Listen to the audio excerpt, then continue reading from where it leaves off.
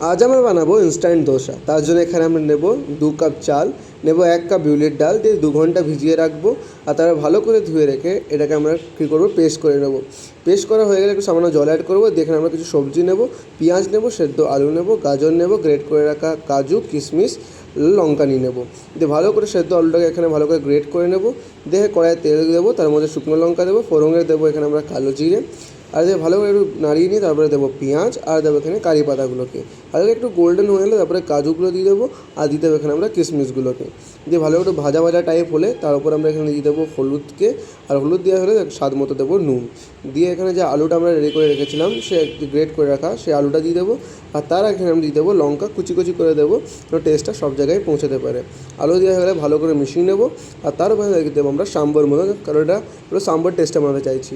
দিয়ে পেস্টটা বানিয়ে রেখেছিলাম ব্যাটারটা, ওটা দেবো জলের মধ্যে। আর এমন থিকনেস যখন হয়ে যাবে ওটা ঢাকা দিয়ে রেখে দেবো আমরা 1 ঘন্টার জন্যে। ঢাকা দেওয়া হয়ে গেলে আবার কারি পাতা ছড়িয়ে দেবো, দেবো স্বাদ মতো নুন, আর ভালো করে ফেটিয়ে নেবো। আর দিয়ে এটাকে প্যানে দেওয়ার জন্য রেডি করে নেবো।